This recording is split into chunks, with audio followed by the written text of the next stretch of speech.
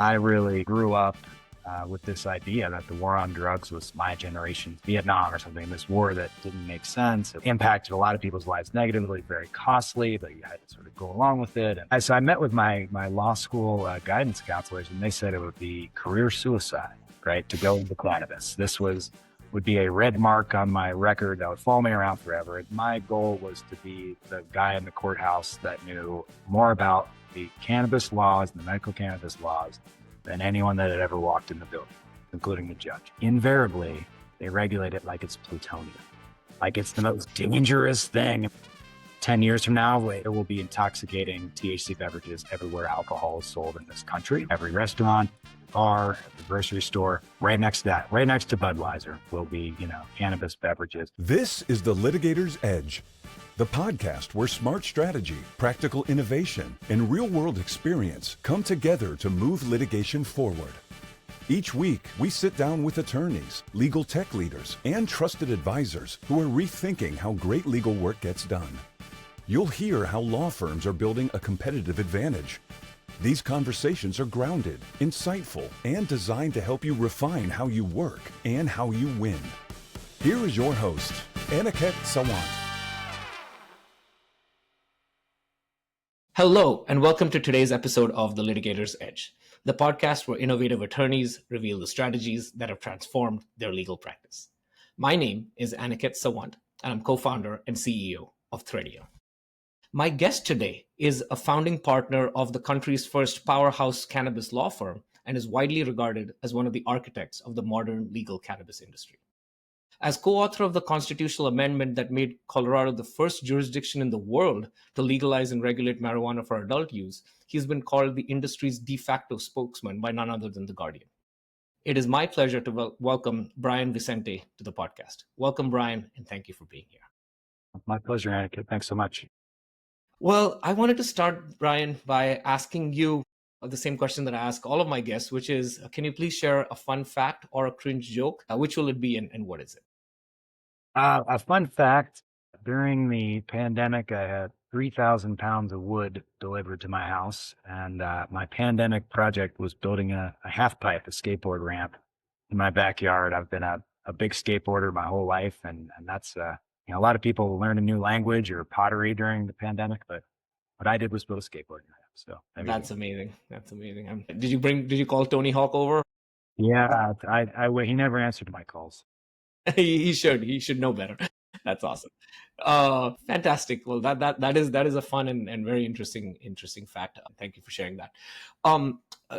Brian, I like to think of every attorney who makes the time to be on this podcast as a superhero, and every superhero has an origin story, and yours is very interesting. What is it, and can you please share? Sure. So I'm a sort of unique animal in that I've been working full-time on cannabis law for, I think this is my 21st year. I really kind of grew up with this idea that the war on drugs was sort of my generation's Vietnam or something, this war that didn't make sense. It impacted a lot of people's lives negatively, very costly, but you had to sort of go along with it. And, when I found an opportunity to work on cannabis reform and really work on behalf of medical marijuana patients and creating a regulatory structure, I really dove in head first. And so for many, many years, I was working in this area of law that didn't quite exist. It was sort of criminal defense, but have been fortunate enough to be part of a group of us that have developed this into a legitimate legal practice that now is, we have cannabis legal in 24 states, 40 states for medical, and then a number of countries that have come on board with legalizing cannabis. It's been my life's work, and it continues to grow every year. That's amazing. So did you decide, or did you determine that this was something that you wanted to do straight out of law school? What was that moment where you said to yourself, hey, this is what I want to do, and this is what I want my life's work to be? So I had a real intellectual interest in the topic, and I found it really interesting. It's one of those things, the more you learned about the war on drugs, you're like, wait a second, this isn't accomplishing any of its goals, and it's very costly. But I met with my law school guidance counselors, and they said it would be career suicide, right, to go into cannabis. Would be a red mark on my record that would follow me around forever. And so that was disheartening. Having said that, there was a small number of kind of social justice sort of attorneys that fostered my interest in this space. And then a nonprofit called the Marijuana Policy Project, which is actually it's a 501c3. It's federally recognized, been around for 30 years. They sort of tapped me to do some work in the space on the nonprofit level, and it really took off from there. I mean, my goal was to be the guy in the courthouse that knew more about the cannabis laws and the medical cannabis laws than anyone that had ever walked in the building. Didn't mean I was the best lawyer when I was a first, second, third year lawyer, but it meant I knew more about this than anyone else, including the judge. And because I was able to sort of flex that tiny bit of our state constitution and say, hey, there are rights for patients here, there are rights for caregivers and citizens, we were able to expand those laws and really get them sort of embraced by the state and ultimately by other states. That's amazing. Can you give us a timeline of your career, coming out of law school where that counselor told you about, career suicide, right up to Amendment 64, which we'll get into in a little bit, but how long were you in the sort of in this very gray zone before the legitimacy of Amendment 64? Yeah, 8 years that I sort of fought in the trenches from 2004 until 2012. During that time, I worked full time on trying to change local cannabis laws, right, through running ballot initiatives or lobbying campaigns. But I also did a lot of impact legal work, right? So I would sue the state to try to expand medical marijuana patient rights. I would represent people who were 95 pounds and were dying of AIDS, but wanted to access medical cannabis. And then I would intentionally get these stories in the news, right? And it's pretty hard to turn your back on the guy who's dying of AIDS and just wants to smoke cannabis so his stomach doesn't hurt and he can take the rest of his pills to keep him alive. Getting those stories out. Sometimes I'd win those cases, sometimes we'd fight and lose. But the point was it was a concerted effort to educate the public on what was going on. I also sued the state to allow an expansion of our patient caregiver law in 2008, 2009. The long and short is our law in Colorado allowed like a flesh and blood individual to, who's 21 and over, to grow cannabis for another individual, but they're capping the number of folks that caregiver could help at 5. And so I got the DEA and the state on the stand and said, why 5? Why not 6? Why can't this individual help 3 people? Why not 17? And ultimately the judge threw that out. And that was a landmark case that then allowed a caregiver, a state designated person, to help 5,000, 10,000 individuals. And that was how people began opening stores, right? So that's how the first medical cannabis dispensaries got going. So all this was groundwork that we were laying to help prepare our state, get these stories out, educate the public, prepare the state for the 2012 legalization push, which, I co-chaired that campaign. I was one of the lead authors and we won, right? That's amazing. So that's a great segue into the 2012 campaign for Amendment 64. So can you take us into, obviously you had these activities that as you mentioned were the lead up, but what did you specifically have to do to make this, changing the constitution of any entity is not a trivial task. So what was that war room, so to speak? What was it like there? And then what was this biggest specific legal or political challenge that you had to overcome to actually get that onto the ballot and then turn it into law? Yeah, so it was an exciting time. There were a small group of us that have been working full time in Colorado to educate the public, change the laws, help medical marijuana patients, popularize the issue. And because we had been successful on a shoestring, we were able to bring in a decent amount of funding. And you need a decent amount of funding in order to place a measure on the statewide ballot, right? So I think we spent maybe $1 million on this whole campaign, maybe a little more. But that's gathering signatures, getting on the ballot. And then we had to remain scrappy and sort of do earned media stunts and strategic billboards and things like that to drive interest into the cause. The opposition really was 100 years of prohibition. It had simply never been done. So a lot of people didn't take us very seriously. Even though we won local battles in Denver, it doesn't mean that you're going to change the course of prohibition. But so we essentially had every government entity working against us, whether that's law enforcement or the governor at the time, really coming out and saying this is a bad idea. But we were able to educate the public and ultimately won by a 10-point margin.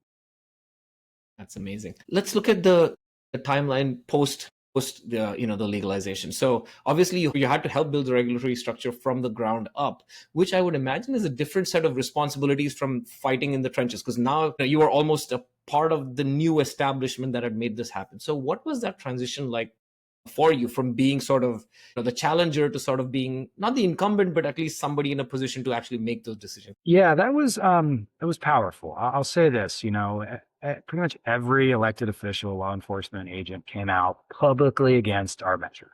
But when we won and the voters said we want to experiment with legalization in Colorado, my phone just did not stop ringing. And there was a lot of those same people that had opposed us that said, "Hey, I'm a public servant. I didn't support this, but my voters passed this. I'd like to talk to you about how we can do this right." And that was really powerful for me and a sort of learning experience.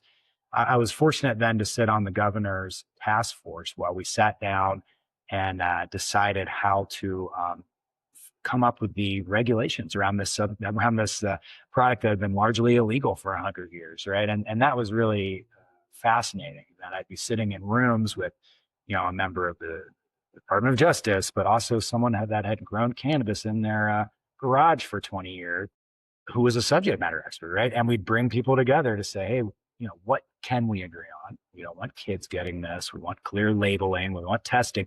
And you'd be surprised. Like, those were productive conversations by people that were trying to do the best thing for society with the law that the voters had passed. Amazing. You mentioned that cannabis obviously was legal in Colorado first and now 24 states.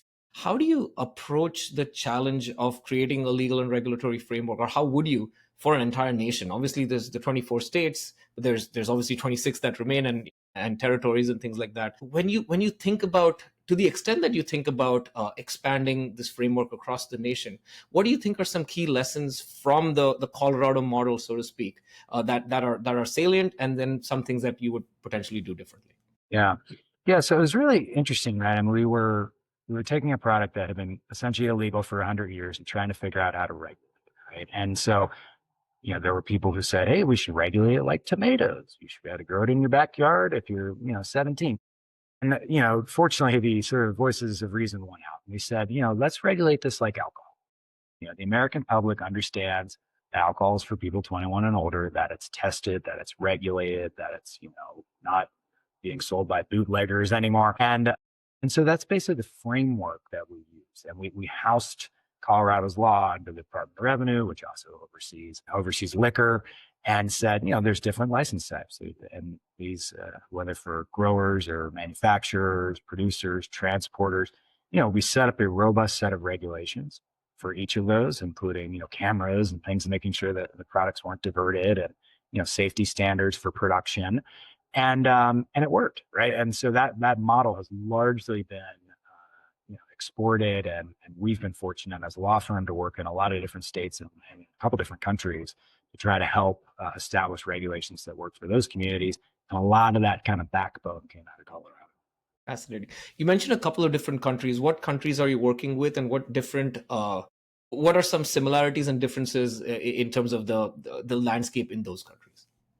Yeah, I mentioned earlier after we legalized cannabis, my phone started ringing, and some of those phone calls were from like Vicente Fox, the former president of Mexico, like German delegations that wanted to come over and learn about what we were up to. And it was remarkable. Like, basically what we had done was show the world that this idea was possible, right? That prohibition did not have to be the only path forward. Now, it doesn't mean that Germany wanted to adopt our model, but they wanted to learn about alternatives to prohibition, right? And so we kind of crystallized the idea that there could be more than prohibition for individuals or for different countries. Subsequently, I was fortunate to work with the country of Uruguay. I was flown down there at sort of the behest of the vice president, and did some panels and speaking engagements and lobbying types activities. And they ultimately became the first country to legalize cannabis. So that was a wonderful experience. We also advised Canada in their sort of transition, and now they have adult legal cannabis as well. And have played informal roles with various other sort of European nations and so forth. But I do think more and more countries are getting bored on with this policy, and realizing that there's revenue, and just prohibition is not a working policy. And why should we punish adults for choosing cannabis? And in fact, let's tax this and make jobs. Makes sense. Let's switch gears a little bit to sort of the business of running a firm. So obviously, Vicente LLP is regarded as the country's first powerhouse marijuana law firm. So going back to clearly disregarding what that law school counselor said, what were some key strategic decisions that you made back in those early days when it was a less a less welcoming environment than it is today, that enabled you to not only survive but thrive and then become one of the leading voices on the other side of the legislation? Yeah, so our firm's model, I started doing this in 2004. The current law firm, Vicente, is roughly 2009. Our model has not really changed a ton in that we get involved early in different states, cities, countries, and help to change the laws on cannabis, hemp, medical marijuana. We actually wrote the psychedelics bill that passed in Colorado a couple of years ago. And not only is that sort of mission driven for us, we believe that those are good laws to pass for various reasons, but then it sort of assists with our rise to prominency because we can say, hey, we helped write this law in Massachusetts. The law passed. We helped with the campaign. Who would you like to talk to about setting up a business under this law? Clearly it's us, right? Like we're the ones that like wrote the law or assisted with the drafting and so forth. And that's really been our business model. We did that in Colorado. We did it in Massachusetts. We do it in a bunch of different states. And then we provide basic kind of business legal services. And we still represent a number of governments and tribal governments and, local governments is really interesting work. But the bulk of our work is really, it's business, incorporation, basically business law 101 for these cannabis, hemp, and psychedelic companies. Makes sense. What are some lessons that maybe non-cannabis lawyers and law firm owners can take from what you did, in your opinion? Because obviously writing laws for a new sort of a new space or a new push is unique and greenfield, but there are some fundamentals, to your point, the business 101. So what would some of those be? Yeah, I mean, one of the sort of hyper focused things in cannabis is that every state has done it a little bit differently. Every municipality has their own rules. Now, lawyers are used to sort of navigating zoning rules for this city or, statewide regs. But just knowing that in any sort of national practice here, it requires a fluency in how not only what the regulations are in that market, but how the regulators are interpreting those, because it's new, right? It's like, I started this work 20 years ago, but just a couple of years ago, well, we had different states legalize cannabis. Like it's they're writing these rules kind of as we speak. So really remaining as sort of in touch as you can in sort of shifting regulation. And from there, there's a degree of prejudice against these business owners. They may have difficulty with banking. Their tax codes are different than others they have to follow. So really, I think it's difficult for individuals to kind of put their toe in. But if they are fully committed to a practice in this space, I find it very rewarding. It's fun to be part of like a cutting edge legal practice. Makes sense. To the point of cutting edge. So I wanted to shift gears a little bit towards talking about innovation. Now, I normally this is a section where I talk with attorneys about the use of innovation in their practice, but I would argue that in your case, your entire career has been one giant innovation. But that being said, what are some ways, some processes, some maybe more tactical ways in which you use innovative strategies, and that doesn't have to be, technology or AI, although that's a component of it, but strategies that you use and have used to get get results that you want? Yeah, I would say much of my career has been working on sort of innovating new areas of law. And as such, our firm has really embraced AI and the sort of changing legal landscape. I think you have to, right? I've seen this go awry for some attorneys, not in my firm, but folks that are having AI draft briefs and so forth. But I do think we use AI in a number of ways that are quite helpful. I mean, one is for us, isolating AI searches within Lexis or Westlaw, where if you just ask ChatGPT a legal question, like the universe they're looking at is so crazy that you're going to get false information, false sites. If the universe is limited to what Lexis has or what Westlaw has, you can really rely quite a bit more on the answers they're providing for you. So this is something we use almost daily, right? Now that doesn't mean that even though I asked yesterday, the Lexus AI about Vermont regulations and how to define a quote affiliate as related to cannabis businesses, it doesn't mean I'm going to rely on that 100%, but it's about 90% right, and they can do in 10 minutes what would take us a couple hours to come through the Vermont code and what's similar to affiliate and so forth. So that's been an excellent sort of tool for us, and I think it's only going to get better and better.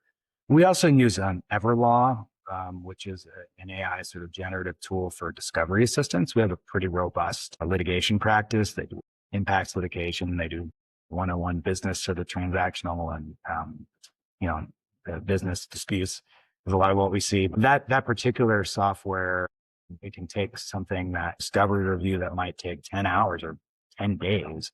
You can feed it. You pay per gigabyte.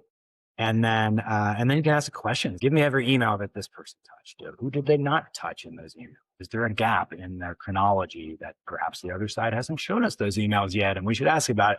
So I think there's amazing tools in terms of litigation. We're at the front edge of it. But, as a firm that really prides itself on being on the cutting edge of various legal issues, we've been diving. That's pretty cool. What do you think? Clearly, so you're innovative, not just in terms of your practice area, but also in your use of these tools, which is amazing. What is the biggest misconception you think that fellow attorneys, maybe not in cannabis, maybe outside of it, have about integrating AI into their practice? And it might manifest itself in the form of those drafts and citations and so forth. But what is your understanding of misconceptions that you believe your colleagues have? Well, I do think to some extent, assuming that all AIs are the same and that you're going to get the same level of accuracy from ChatGPT versus Westlaw's AI, I think that's something to keep an eye on. I do think a concern that our colleagues have and others is all these note takers that are showing up on calls every day, fireflies and so forth. How is that information being used? We're actually, as a firm, pretty uncomfortable with clients using these transcription services. So navigating that, those are some of the hot issues we're seeing. Makes sense. Thinking about misconceptions, now we'll sort of bring it back to your bread and butter, which is cannabis. So, what is the biggest misconception today that lawmakers as well as the general public still have about the regulated cannabis industry? And as the Guardian mentioned, the industry's de facto spokesman, what is one thing that you wish that everybody sort of understood about the business and the regulation of cannabis? Yeah, I mean, it's interesting. I haven't worked on this for a couple decades. We still have new states that are moving forward regulating this, and invariably they regulate it like it's plutonium, like it's the most dangerous thing, and we've got to tag it every second, and we've got to track who's buying it and using it. And I'm not saying there aren't safety standards that are here. We should follow basically the same safety standards as alcohol. As we move further and further from prohibition, there's less need for people to redistribute cannabis, right? It's like you can buy it at a store. Why would you buy it on a street corner or buy it and ship it across the state if the other side of the state is legal too, right? So I just think we need to address this as a sort of another, as any other intoxicant in our country would be addressed, and not over-regulate. We do need to appropriately regulate, but not over-regulate. These over-regulation play out where, I have clients that are building let's just say a 50,000 square foot cultivation facility. You have to put in a couple $1 million worth of cannabis, and it just seems, that's a big barrier, right? If you're anyone who's not a millionaire, and it just makes it that much harder for these businesses to succeed. And then that's just one part of the supply chain. People can't afford to open those stores because of the security requirements or compliance requirements. Well, then the rest of the supply chain's in trouble too. I think sort of, calming down on the excessive regulation. It makes sense. Assuming we do get to a world where the excessive regulations are sort of calmer, where do you see the greatest opportunities for innovation in the cannabis industry? You mentioned supply chains. So what are some areas where you think that, hey, in a world where regulation was, in your opinion, quote unquote, more reasonable, where do you think the cannabis industry could go against that backdrop? Yeah, it's interesting. I think there's a bit of a revolution going on within the cannabis world, in that you have a rise of a sector that was sort of previously almost unknown. If you talk to people that consumed cannabis for years and years and years, it's almost always smoked cannabis or maybe gummies. But really, we've seen a absolute just meteoric rise of beverages in the cannabis space. And my prediction, Aniket, is 10 years from now, if and when we talk again, there will be intoxicating THC beverages everywhere alcohol is sold in this country. Every restaurant, every bar, every grocery store, right next to that, right next to Budweiser will be, cannabis beverages. And we're already seeing this in a couple dozen states, right? So you have 5,000 bars in Minnesota where I could walk up and get a Fat Tire beer, or I could order a 5 milligram THC drink. And the public is really embracing this, right? So I think that's sort of the revolution we're going to see. And with that, we work with increasingly a lot of larger alcohol conglomerates that are looking at the space, that are recognizing that alcohol sales are down. A lot of the younger folks are more interested in wellness products or what have you, and they're turning to cannabis. And the American public is very used to having intoxicants in drink form, whether that's Red Bull or beer or wine or whatever. So adding THC outlets to that, right, and bars, restaurants, convenience stores, what have you, seems to be the natural kind of evolution. Makes a lot of sense. Brian, this has been a fantastic conversation. Just a couple of quick questions to sort of wrap this up. One is, if I'm a younger attorney starting off and looking at the broad landscape, societal, technological, AI, and then cannabis, what advice or guidance would you have for somebody like that who is potentially considering making the same move that you made almost, more than 2 decades ago? Well, I think, sort of the key to life is there's a technological piece, but I've found just showing up, if there's hearings in your city or town on cannabis or psychedelics is another issue we work on. If that's a cutting edge issue to you, if you're able to, read the AI generative summaries, fill your brain with that, show up and just start networking with people and advocating for issues you care about, I think you can find yourself a fulfilling legal career. Fantastic. For those who may be less familiar with the industry, what are a couple of go-to resources that you would recommend? Where can an attorney or even a layperson start to learn more about the industry and everything within it? Yeah, I require every member of my staff, and there's about 100 of us, to subscribe to a daily newsletter called the Marijuana Moment. It's a free newsletter, but it really breaks down state by state, issue by issue, city by city, what's going on with cannabis. I find that to be super helpful. So there's newsletters like that. I think if you want to sort of look at the history, something like The Emperor Wears No Clothes by Jack Harrow, which has been around for, probably 50 years at this point, just provides some of the background on how we got here, the sort of reefer madness. It doesn't quite get into how we are feeling our way out of that, but provide a lot of the history of the cannabis plant and prohibition. And it's interesting to read about the history so you can understand what's in it. Thank you for sharing that. Final question for you, Brian. Is there a question I should have asked you, but I didn't? Not that I can think of. I thought that was a great conversation. Well, thank you for that great conversation too, Brian. I appreciate your time. I'm sure our audience will enjoy this, this deep dive from one of the authorities in the space. So thank you again, Brian, and hope to talk to you again soon. My pleasure. The Litigator's Edge podcast requires more than a conversation. It takes action, research, and collective wisdom. If today's episode resonated with you, we'd love to hear your insights. Join the conversation and help us shape the future together. We'll be back with more stories, strategies, and real-world solutions that are making a difference for everyone. In the meantime, be sure to subscribe, rate, write a review, and share it with someone you think would benefit from it too. Thanks for listening, and we'll see you on the next episode.